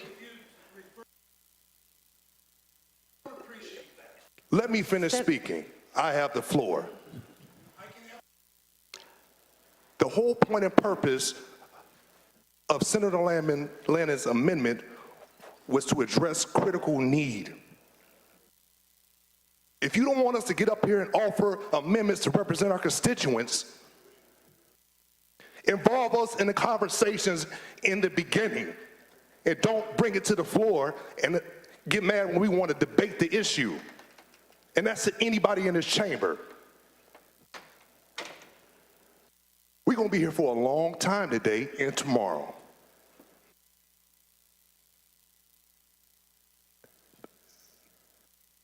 I rarely get up to this mic. I listen, I process, and I try to make sure that I'm speaking to the issues, to the point. But from yesterday to today, to demonize folks that care about the people that elected us. Everybody on this side of the aisle was elected just like everybody on that side of the aisle. And we have people that we care about just like you do as well, not just businesses and companies. We understand inflation. We get all of that.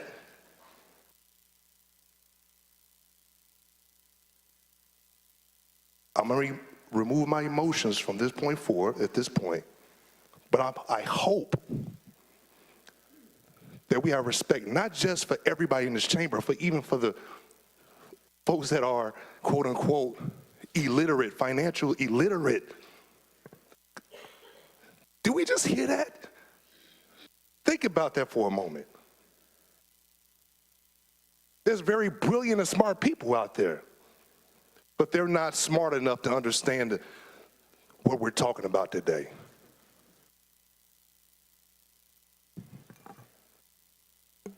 further discussion? Senator Lannon, would you like to close?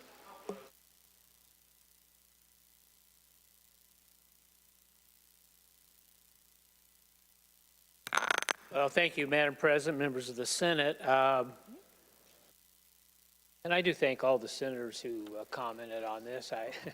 I did not intend for this motion in any way to be controversial or contentious. I wanted to get another idea into the mix here, and that's what we're doing. This is it's an emotional time for us all here in the Indiana Senate. And, you know, it is hard. It's hard to keep our emotions under control. And so I'm going to factor all that into what's happened here today and just address comments that I heard and try to maybe explain a little bit what we're trying to do here. I will address Senator Buck's comments here because I think, Senator Buck, your comments indicate a misunderstanding of what I'm trying to do here. You talked about this being about the little guy. Well, that's what I'm trying to do.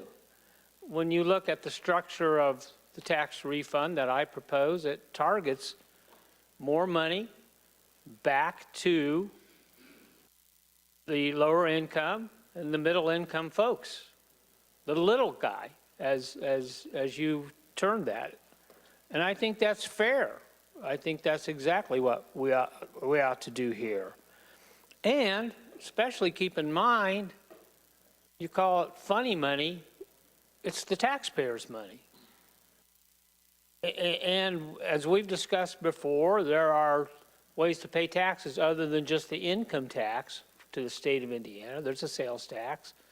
So yes, as Senator Holman who has the second best beard in the Indiana Senate, has said, it's Senator Bush who has the best beard, by the way. As he says, as he says, the devil's in the detail here. But I just appreciate that there's a willingness to look at this. We should not exclude any and all ideas. You know, Senator Buck, I'm surprised you did serve in the minority over in the House. And I know that you've felt that you offered ideas in the minority that were important and that could be helpful in trying to find a solution. And that's exactly what we're trying to do here. Now, there was some confusion over whether what I'm proposing means more than what's in the bill already. I went through those numbers before. Just to clarify again, on that fuel tax freeze, on a per household basis, the monthly savings per household over the next 10.5 months would be only $1 to $1.72. On the sales tax exemption, it goes up from the savings that would occur, the tax of the state revenue. The breakdown monthly would be $18 to $21 over the next 6 months. So that's put out there to show that we think there's more bang for the buck in what we're proposing. Pardon the pun there, Senator Buck. And that it targets to the people who really need it. So that's what we're doing here. One last point I'm going to make is that even underneath what Senator Holman's proposing as far as that utility tax moratorium, there would be some people who would be left out underneath that. And they're probably the lower income people too, who, pay their utilities as part of their overall rent. They would not get a benefit underneath this proposal. And Senator Holman, we talked about that in appropriations, and I think you probably did rightfully point out that most people most renters do pay utilities separately, so I understand, but there are still some people who also have that wrapped up into their rent payments, and they would not benefit from this. So for all that reason, I still ask that you support my amendment. I ask for a roll call. Thank you. A roll call has been requested and is granted. The machine is open.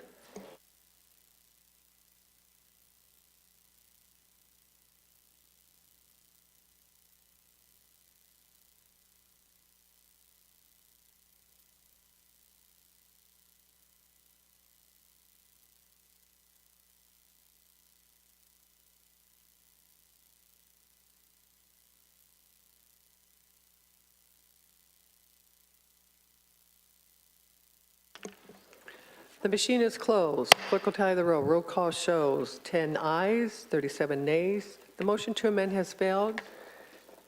Are there further amendments? Senator Mountain. Senator Mountain calls amendment number 8. Clerk will read. Madam President, move Senate Bill 3. Senator Mountain to present the motion to amend.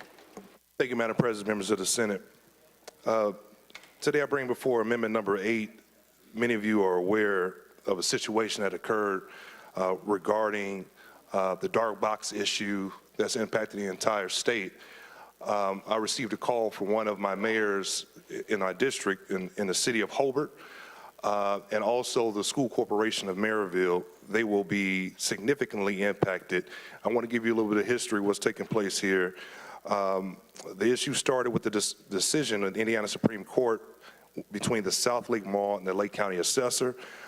The decision triggered a tax refund from 2011 to pay 2012, 2012 to pay 2013, 2013 to pay 2014, and this resulted in a refund liability for the city of Hobart of $6.5 million, and also the Maryville School Corporation in the amount of $5.8 million. What this amendment does is simply adjusting that time frame, a period that would allow them to make these payments without taking a necessary hit in their overall budget. The mayor is extremely concerned of the fiscal impact that this will have. Taking a significant portion of their second disbursement of funding at the end of the year will impact public safety, could potentially impact, I don't want to trigger any alarm among constituents of that nature. But the purpose of this is to give them an opportunity to make these payments in a responsible way. I understand that the debtor, meaning the South Lake Mall, is seeking their payments, and there's negotiations that's taking place. But I think this is a safety opportunity to ensure that a municipality and a school corporation would not be significantly impacted, that they can continue to provide services to their constituents. I understand, and I've talked with and worked with Senator Buchanan. I know this is an issue that he's very passionate about. This will have no fiscal impact to the state of Indiana. Like I said, I'm aware of conversations with even the governor's administration with the city of Hobart, but I wanted to ensure while we're in special session, while this issue arose, I want to make sure take this opportunity to advocate for my constituents. I'm hoping that we can support the amendment as we move forward with these municipalities. And I'm sure we're going to hear more other municipalities that's going to be impacted with this throughout the years to come. So hopefully we'll have a solution down the road. So hopefully I can get your guys' support. Is there discussion? Senator Holdman. Senator Holdman is recognized to speak on the amendment. Thank you, Madam President, members of the Senate. Senator Melton, you and I have spent a number of times having a discussion about this situation. We've met, I think I met just a couple days ago with you and Susan, the Fiscal folks, trying to find some resolution. There is what I would call the nuclear option, which is a legislative fix to this, and you and I have talked about that. And just to let you know that I'll do everything in my power as Tax and Fiscal Chair to try to find a good resolution to this. If we can't get it worked out with the bond bank and IFA, as I understand, there was a meeting yesterday and things were optimistic that things can be resolved in that fashion. But we certainly don't want to do something that's going to impact your constituency. And I certainly understand the position you're in. But my suggestion would be let's let this play out. And if it doesn't work, we come back in January and we try to find a better fix. I had a discussion with your mayor this week on the phone, and I think everybody's trying to find a solution to this problem, and we understand your situation, but I would ask we defeat the amendment at this time, but we continue to work on the problem, and I pledge to you that I'll continue to work with you to try to find a resolution here that's going to be amenable to everyone. So thank you, sir. Further discussion? Senator Griffin is recognized to speak on the amendment. Madam President and members of the Senate, and I thank the colloquy that Senator Holdman, whose stewardship I respect deeply, had with my colleague, Senator Melton. My concern is about the delay. They are going to be receiving a profoundly shortened tax distribution in December of this year, and the levies that are involved in a tax refund are done pro rata. And let me be clearer. What has happened is that the assessment process happens on a separate track from the budgeting process of a city, town, or a county. So Hobart's been going along relying on the measure of tax base the assessor gave them as reviewed by DLGF, and decided to do spending subject to the constraints that state law provides. The levies apply to their tax base as measured by the assessor, and one of the outputs that's produced is a rate that eventually becomes an input to do the tax bill. So we're now 10 plus years, 20 plus years since the period in which the assessments that are being appealed took place.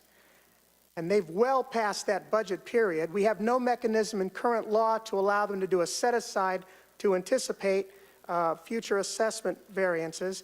And county auditors really only have authority to set aside up to 2% in any given year for what they would call casual appeals that they could actually settle. This is not a casual appeal. It's profoundly significant. And I'm aware that the legislature has worked on this problem of the assessing before. But in the case of Hobart, primarily their general fund property tax levy funds the public safety function of that city. And based on its most recent levy data, when this refund would come due, it will be allocated among every fund that has a property tax levy. That includes the debt service levies, Madam President and colleagues.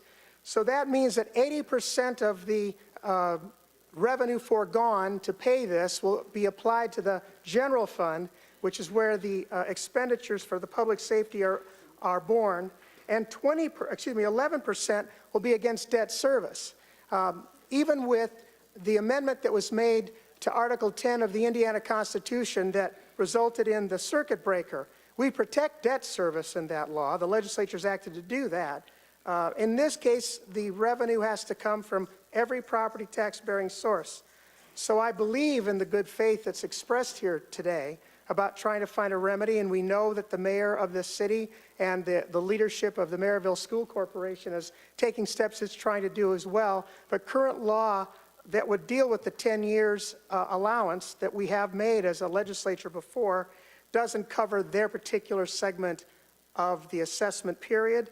And I'm hopeful that if we don't do something, December will come and they'll have a profound shortfall from what is withheld from the revenue foregone to satisfy the payment of this tax refund that the assessment appeals process decided was due to the taxpayer appealing.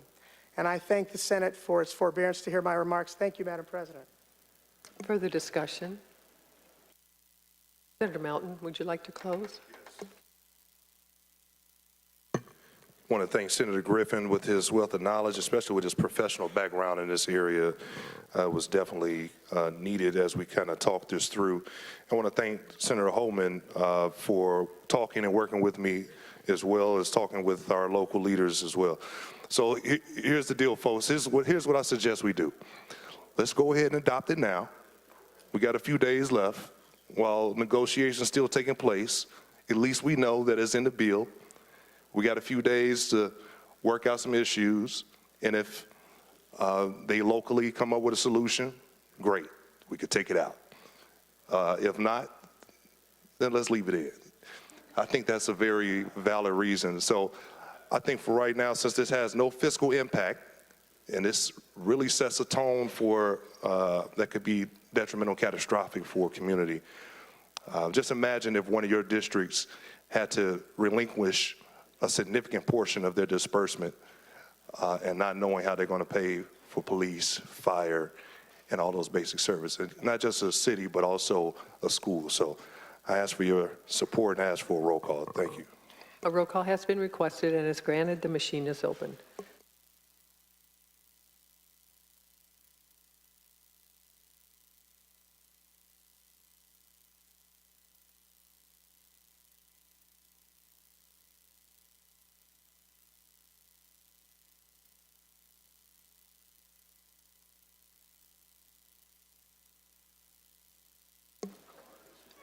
Senator Breaux.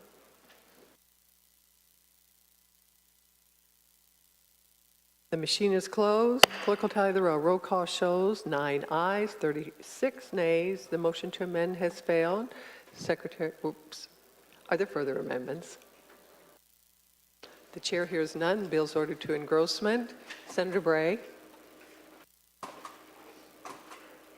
Thank you, Madam President, members of the Senate. At this time, I move that the Senate be in recess, probably for approximately 10 minutes. Senate stands in recess until the fall of the gavel.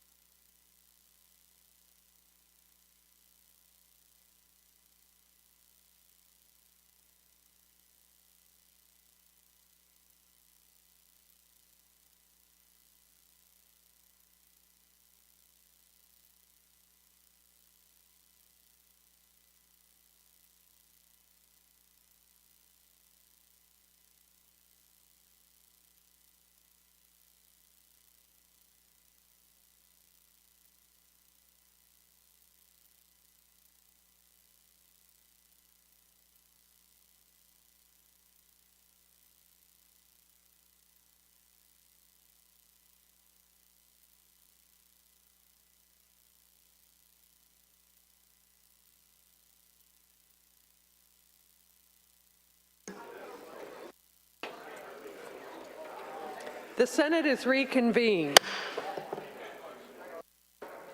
We will now move to bills eligible for third reading. Is there consent to read the roll numerically? Clerk will read the roll. Senate Bill 2, Senator Holtman. Senator Holdman calls Senate Bill 2. Clerk will read. Bill for Economic Code concerning state offices. Senator Holdman to present the bill. Thank you, Madam President, members of the Senate. Senate Bill 2 has to do with what we have called the wraparound services establishing the Hoosiers Family First Fund of $45 million to various programs basically administered by the budget agency. And I think we've answered a lot of questions yesterday on this issue. Frankly, this is, in my estimation, a start. I realize that the minority request, again and again, it seemed to deal with mental health issues. We have, as I said, we have a lot of mental health issues, and we don't have a lot of people to help with mental health issues, therapists and counselors, social workers. While we're going through affects a lot of people with the post-pandemic and the consequences of the pandemic itself, but would ask for your support of Senate Bill 2. Thank you, Madam President. Is there discussion? Senator Kadura. Senator Kadura is recognized to speak on the bill. Thank you, Madam President, members of the Senate.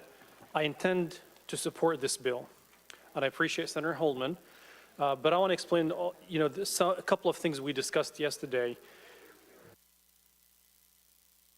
I prefer to give any available resource to those expecting moms and their babies to be sure that the state of Indiana does not push expecting moms off of a cliff. I firmly believe that the state of Indiana is not ready to deal with the consequences of Senate Bill 1. The social systems, the healthcare systems, the wraparound services are not available in every county in Indiana. So the $45 million in this bill, even though I'm going to support it, in my view, and based on data, based on research, based on commissions like the governor's Public Health Commission of $250 million, based on testimony from people in the mental health field, we know that the $45 million, one, is not sufficient. Two, it was placed under the supervision of the state budget agency, which is, again, is not a medical or a health specialized entity. And as a person who deals with finances, I hesitate to let someone with a fiscal background to oversee the health decisions. While I understand that this bill doesn't say that the state budget agency will make health decisions, but I want to avoid the conflict of interest of having people in finance with an approved budget of $45 million telling an agency, don't spend it that way or spend it that way. So that's why I introduced yesterday an amendment to say move it to FSSA and ISDH. I do support the adoption provision of the bill. I think it's a good section that I will be supporting as well. So these were my concerns with this part. However, I trust that Senator Holdman, he has been always thoughtful in both of us working together. We serve on the same committee. He's the chair. And I have, witnessed that when he makes a promise, he commits to follow through, and would love to continue to work with you to improve that process as we move forward. And I appreciate it. Thank you, Madam President. Further discussion, Senator Lannon. Senator Lannon is recognized to speak on the bill. Thank you, Madam President, members of the Senate. I want to thank Senator Holdman for his fine work on this bill, and I too am going to support it. I think there are members of my caucus who may not, and I understand why. I really do, because I associate myself with the comments that Senator Couture made, and I ask the question of why now? These are services that should have been offered many times in the past, in many budgets. And, we couldn't even get a pregnancy accommodation bill through this General Assembly previously. But decision comes down from the Supreme Court, and no, we're going to have to meet and do something about that. And oh, if we're going to take choice away from the women in the state of Indiana, if we're going to have a lot more forced pregnancies than before, we better do something about it. So let's get together, get our package together, whether it's adequate or not. So I think that the one thing that this bill doesn't address is the fact that we're only doing this because the fundamental rights of the women of Indiana are being stripped away, and there's no money that can be quantified to compensate them for the loss of that liberty. Thank you, Madam President. Further discussion? Senator Holdman, would you like to close?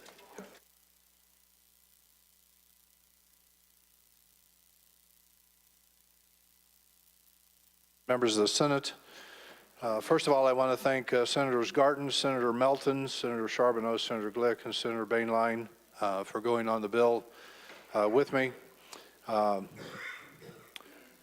As I said, I have concerns about what we're doing for mental health. That may not be enough, but we have a whole new budget session coming up here in January, and hopefully we can supplement some of the funds and respond in kind as we should to the mental health situation and the need of young mothers, pregnant women, and young families. Appreciate your support. Thank you. The bill is placed on its passage. The machine is open. Senator Taylor. Senator Taylor to explain his vote. 1 minute, please. Thank you. Quick and easy. I stand here today as a member of this body, recognizing the importance of getting resources to the right areas based on the actions that we take here in this body. However, today I will be voting no on this bill, and here's the reason why. For so long, Hoosiers in Indiana have asked us to do what we can to assist them. And for time after time, we take the privilege of recognizing that we may live different lives than other Hoosiers. Sending $45 million to the budget agency does not get the money to the people. It puts it in a fund that allows the budget agency to determine who gets it and where it goes. That's irresponsible, it's not fiscally responsible, and I will not support this legislation. Thank you, Madam President, members of the Senate.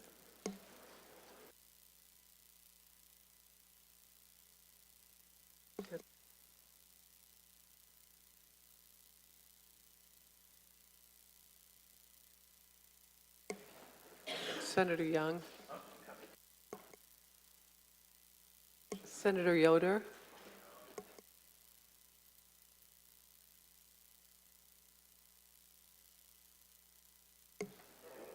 The machine is closed. Clerk will tally the roll. Roll call shows 46 ayes, 1 nay.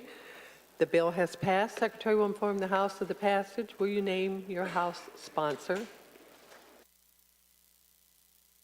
Representative Brown.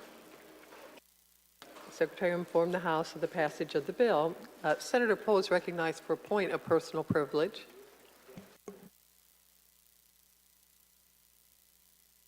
Thank you, Madam President. My esteemed colleagues, Governor Holcomb called us into session to address the current adverse conditions that are facing our families. We're on the cusp of a new school year, and we have a record high of teacher vacancies. We're talking 2,300 plus teacher vacancies, 4,000 education profession positions total. If we're serious about helping families, we would never have let that happen. We'd be doing everything possible to ensure that we were actually addressing that crisis, particularly in a summer session. I proposed a non-fiscal amendment that was deemed non-germane. I sat through the Appropriations Committee and supported Senator Cordero, my esteemed colleague's amendment to better fund our school system in order to address that issue in part. And I listened as our education support professional, our educational leaders listed the leading factors as to why we have record vacancies with our teachers. And at the top of that list was the lack of respect for the profession. The amendment that I proposed, it seeks to address exactly that. The amendment restored the collective bargaining rights of our teachers, giving them a voice in their working condition, in our children's education and learning environment, in the teachers' preparation time. This is not a radical idea. This is what we took from them originally. And while that happened, we've sat idly by for a decade and watched as the profession and our children have suffered. The amendment also called for a moratorium on our charter schools, because it makes no sense to continuously open more schools when we don't have the teachers to sustain the schools that we have now.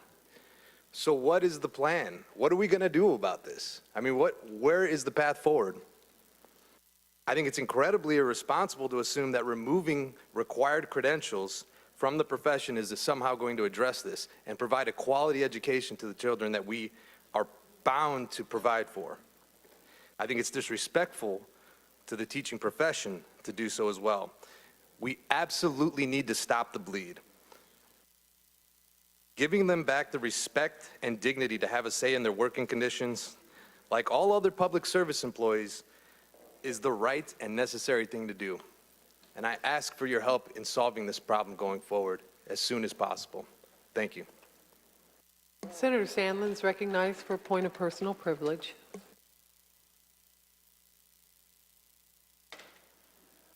Thank you, Madam President, members of the Senate. You know, we've heard a lot this week about mental health related issues, and I just want to ask you if you'll put on your radar October the 21st of this year at the Indiana Convention Center, the state courts is sponsoring a mental health summit. Our President Pro Tem Rod Bray is on the schedule to speak, as well as Speaker Todd Houston and Chief Justice Rush. I've spent the last 3 years working with a group organized by the courts, chaired by Justice Goff, and you know, this is kind of a culmination. I think next year, you know, we need to seriously look at mental health related issues in Indiana. I think this would be a great primer to learn about, you know, what's going on in Indiana today and what the possibilities are going forward. I will leave this information with my LA, Adam Welker, upstairs, so any of you that want to actually see the flyer and think about attending, I think it's a great opportunity for everybody. Thank you, Madam President. Thank you. Yes, Senator Rotz. Senator Rotz is recognized for a point of personal privilege. Thank you, Madam President. Members of the Senate, very quickly, in response to Senator Pohl's comments, I think it'd be wrong for me not just to mention a couple things. We do have a crisis in many professions across the nation and in Indiana. And the teaching profession, you got to remember that we put $1 billion new in sustainable in the system in 21. And we have tried our best in multiple ways to open avenues for teachers to come, to suggest, and so I agree, we have a problem. And we have done a lot. We've still got things to do, no two ways about it. But to pull teachers from charter schools and penalize them, I don't think is a very wise thing. And as well, you know, the collective bargaining thing is a massive policy change. And that was part of the amendment that you mentioned. And so I just don't believe it's wise to do that. And I just need to make that comment. Thank you, colleagues. Is there further business to come before the Senate at this time? Senator Holdman for an announcement. Thank you, Madam President. Members of the Senate. The Senate Majority will caucus tomorrow at 10 a.m. Senator J.D. Ford for an announcement. That's Saturday, by the way. Thank you, Madam President, members of the Senate Democratic Caucus will meet tomorrow morning at 9:30.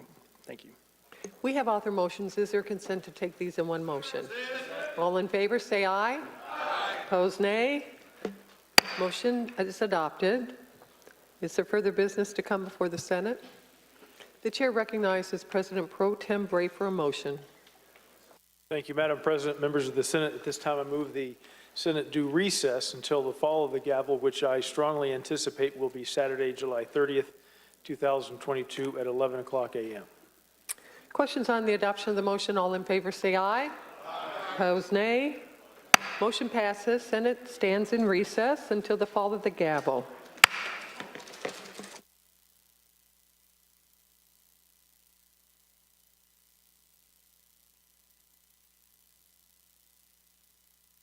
Time to roll. Oh, I will. I'll have a hell on it.